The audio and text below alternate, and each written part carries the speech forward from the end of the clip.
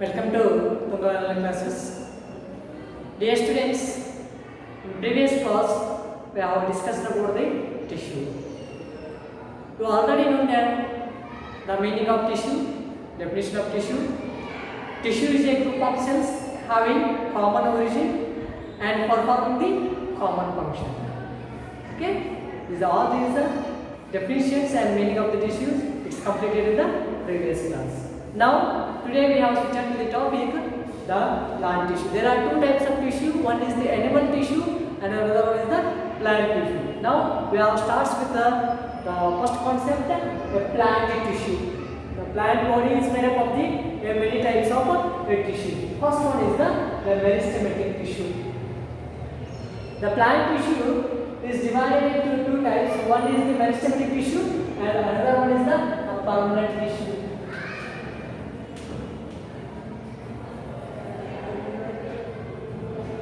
Meristematic tissue and another one is the permanent tissue. Based on their activity, the plant tissue is further divided into on the basis of their activity, the meristematic tissue and another one is the permanent tissue. Now we will start with the meristematic tissue. Okay, before going to the meristematic tissue, in the meristematic tissue concept, we know the one activity.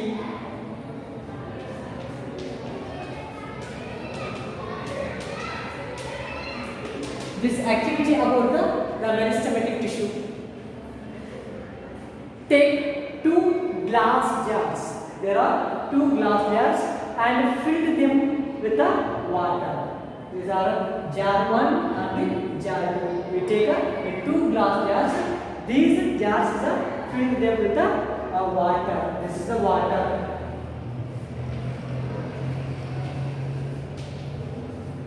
Now we take two onion bulbs, place one on each glass jars. Now we take two onion bulbs. This is the onion bulb.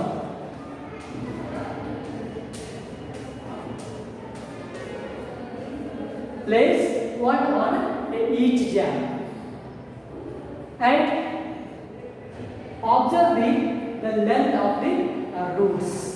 Observe the length of the roots of two jars. Daily or day by day.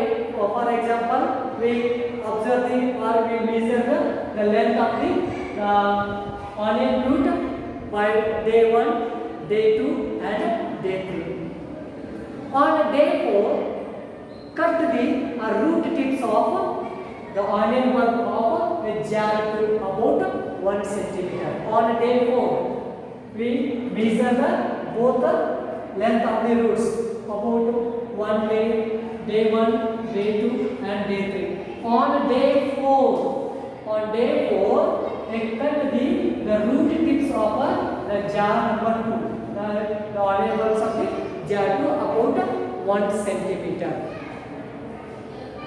And then observe the length of the two jars for more 5 days. The next 5 days, after 4 days, we cut the 1 centimeter of the root tips of the jar number 2, onion bulbs of jar number 2, and after cutting after 4 days and another 5 days, we observe the length of the roots of two jars. Okay, and measure the length and the observe and record the length in the tables. Put on table.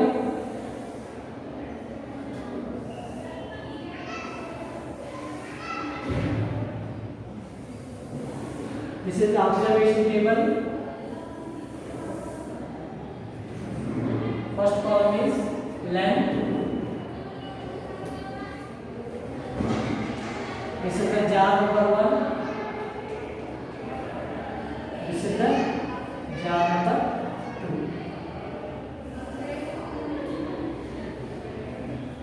Day 1.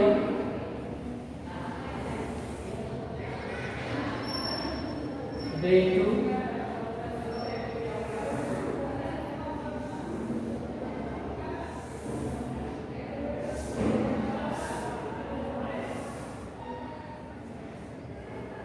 Day 3.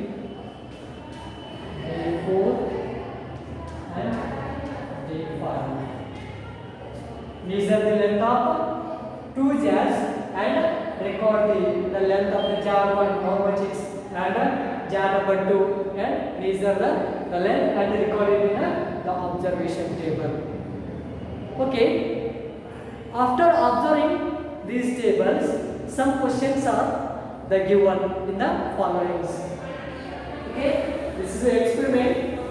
In this activity, we know that the dividing capacity of the tissues.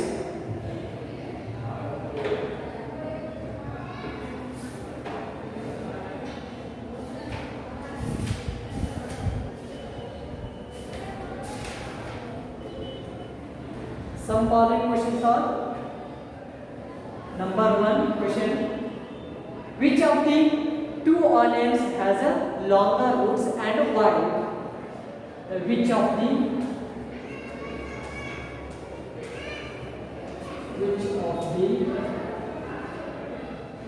two onion has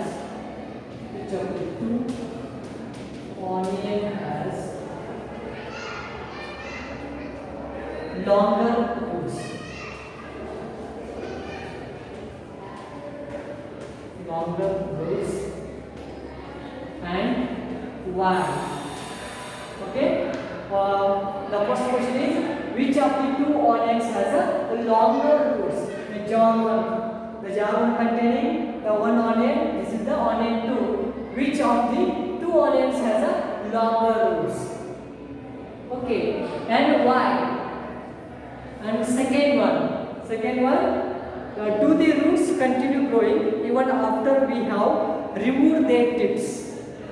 Do the roots continue? Do the roots continue growing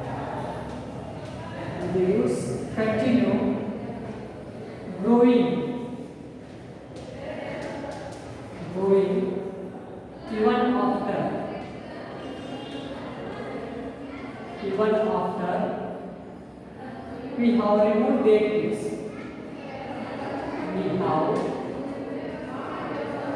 Remove their tips.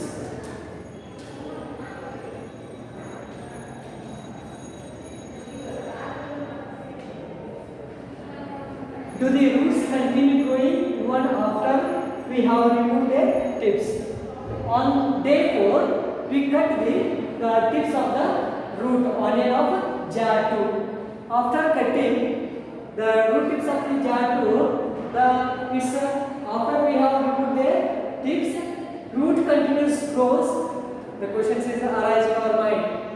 After cutting the root tips of the jar 2, do you continue their growing? And third one, why would the tips stop? Why would tips stop growing in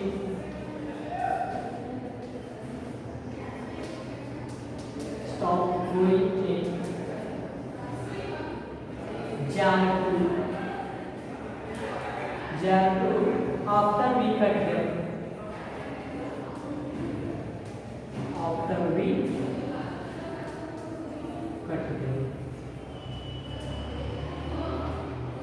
Why would it stop growing in jar 2 after we cut them? Why? Because of it having one type of tissue. It's a dividing tissue. It's also known as the lamellary tissues. All these questions: which of the two onion has a longer roots and why? The jar number 2 having a longer roots because of it's a continuous growing. On day 4, we cut the root tips of jar number 2. It stops. And do the roots continue growing even after we have removed the tips? No, it just stops because of the plant having their capacity to divide in a specific region.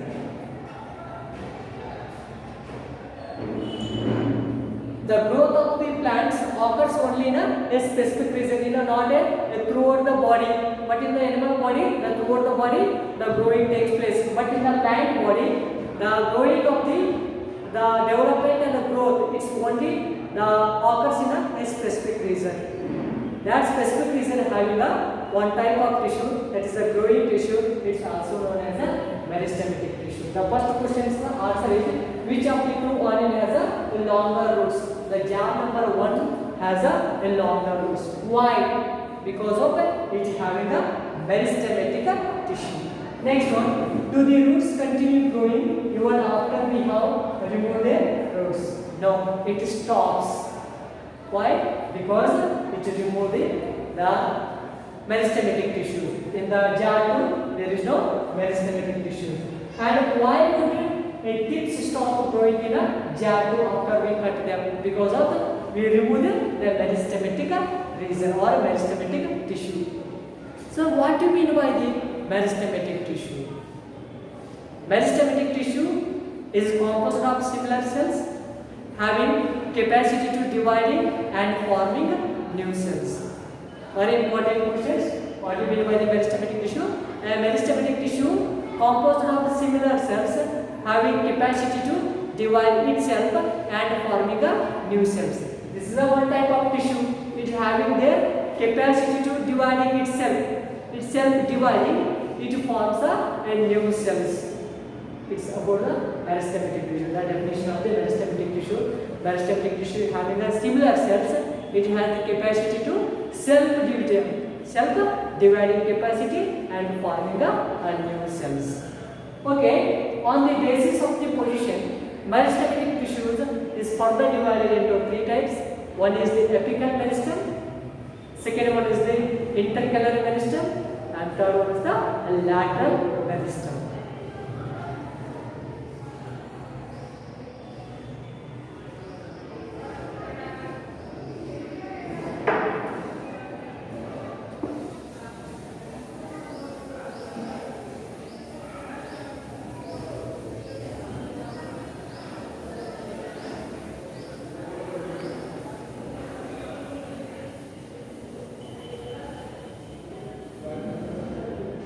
Based on the position,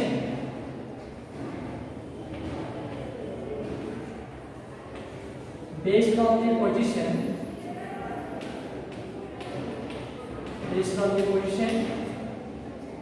the meristematic tissue, there are 3 types. One is apical meristematic tissue or apical meristem. Apical meristem.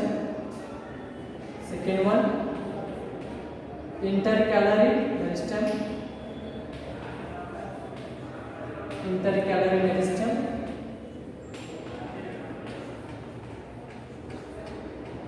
Third one, lateral meristem.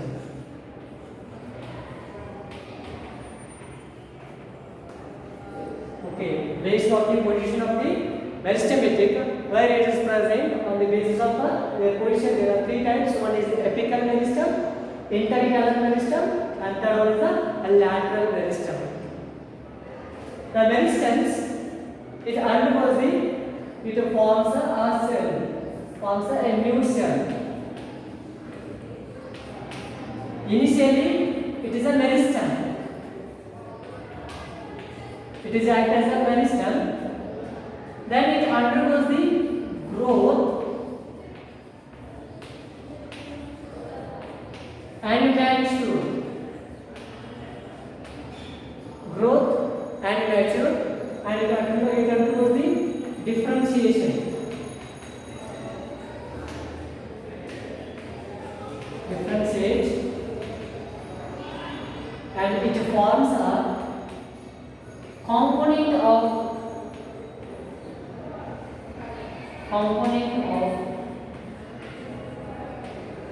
other tissues. Okay, the meristematic tissues, it forms a new cell. It forms a new cells. This new cells, initially it is acted as a meristem. This meristem undergoes the growth and mature. Then it is a slowly changes their structure and sizes. Slowly it changes their differentiate into a component of other tissues.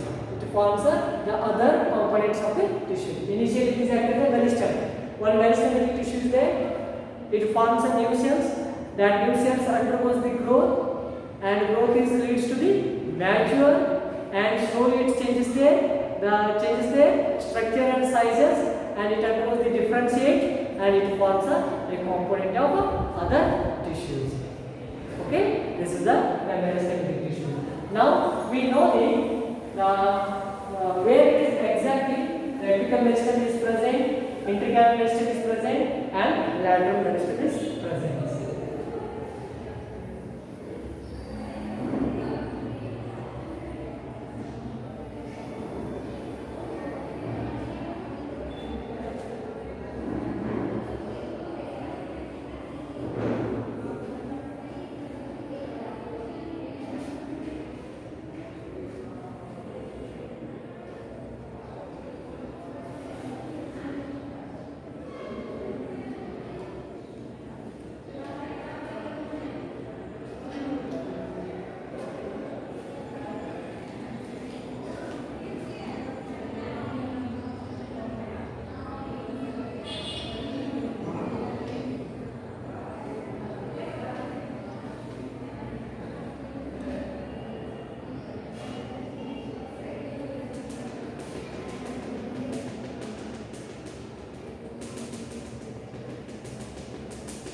Apical means at the tip. This is the apical meristem, and next one, the intercalary meristem. This is called the intercalary meristem.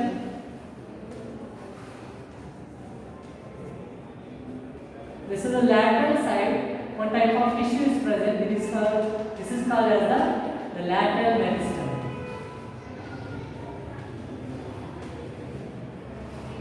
Lateral meristem. First one, apical meristem. The tissue is present at the tip of the root and tip of the stem. This is called as the apical meristem. The apical meristem. Apical means it's a tip. The tissue present at the tip of the root as well as the tip of the stem, that meristem it is called as the apical meristems. Next one is the intercalary meristems. The intercalary meristems, it is present at the base of the leaves. The intercalary meristems, it is present at the base of the leaves, it is called as the intercalary meristems. And next one, the lateral meristems. The meristems, it is present on the lateral side of the plant body. At the lateral side of the plant body, this is called as a lateral meristem. This apical meristems, it is helpful for the increases the length of the stem and the root. It increases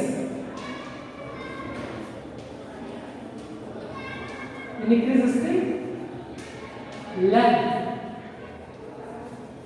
Increases the length of the root and or increases the length of the stems. And next one, the lateral meristem. The lateral meristem, it is involved in the increases the girth of the plant body.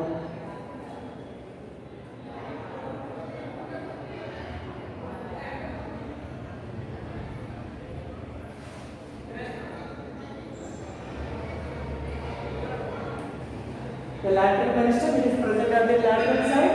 It is involved in the increases the girth of the plant body. And intercalary meristem, it is present at the base of the leaves.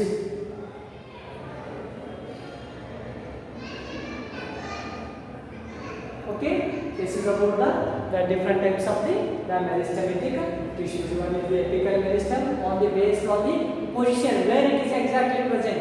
Okay, at the tip or it is the apical region, it is called the apical meristem. The in between or at the base of the leaves, it is called the intercalary meristem. On lateral side, it is called as the lateral meristem.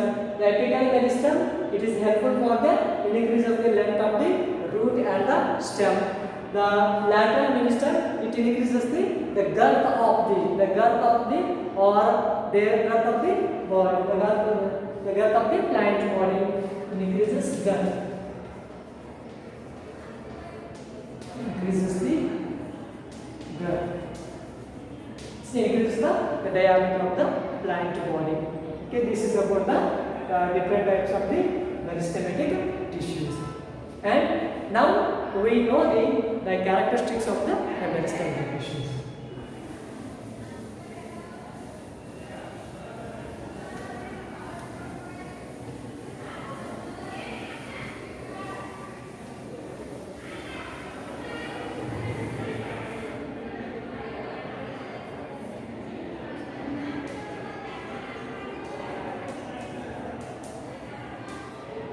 Characters of meristematic tissues.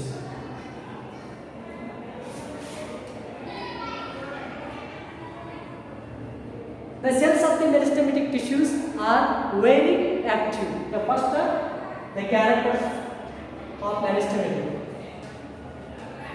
The cells of this tissue. This tissue means the cells of meristematic tissue. The cells of these tissues are very active.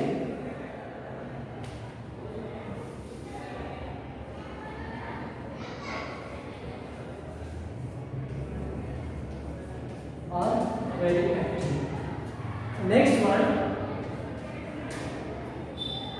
it having a dense cytoplasm. It has a dense cytoplasm. Dense means heavy amount of cytoplasm. The cell wall is made up of, in the meristematic tissue, the cell wall is made up of cellulose. It means it has the cellulosic cell wall. It has cellulosic cell wall. Cellulosic cell walls. And prominent nuclei.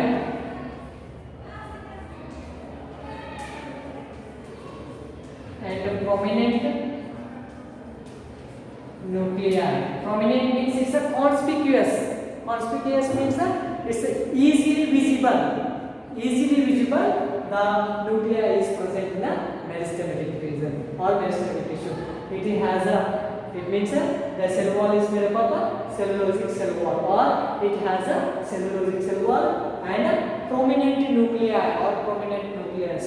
The prominent means it's a conspicuous. Conspicuous means it's a easily visible nuclei is present in the meristematic tissues. Next one, vacuole is absent. Vacuole is absent. In the meristematic tissue, the vacuole is completely absent. This is the characteristic of meristematic tissue. We know in this class, we know the one activity. On the basis of activity, we know the one type of tissue. It's a growing tissue. It's also known as the meristematic tissue. What do you mean by the meristematic tissue? Once again, meristematic tissue is a type of tissue having a similar cells, has a self-dividing capacity and forming a new cells. On the basis of position, there are three types of meristematic tissue. One is the apical meristums, intercalary meristem, lateral meristem. Apical meristums, it is present at the tip of the roots and tip of the stems. The apical meristums, it is involved in increases the length of the roots as well as the length of the stems. Next one, the intercalary meristums, it is present at the base of the leaves. The lateral meristem, it is present at the lateral side of the plant body. The lateral meristums, it is involved in the increases the girth of the plant body. It is a type of meristematic tissue. And next one, the characteristic of meristematic tissues, the cells of this tissue, the cells of this tissue means the meristematic tissue having the cells, that cells is very active. And next one, it has a dense cytoplasm. Next one, it has a cellulosic cell wall and a prominent nuclei. But in the meristematic tissue, vacuole is absent. Okay, dear students, this is about the permanent tissue. Okay, what happens? You already know that initially the meristematic tissue it forms a new cells. The new cells contributes the growth and it becomes a mature and it is differentiated into a component of other tissue. Okay, what happens next? After forming the meristematic tissue, what happens in the plant body? Discussed in the next class. Now I stop the lesson.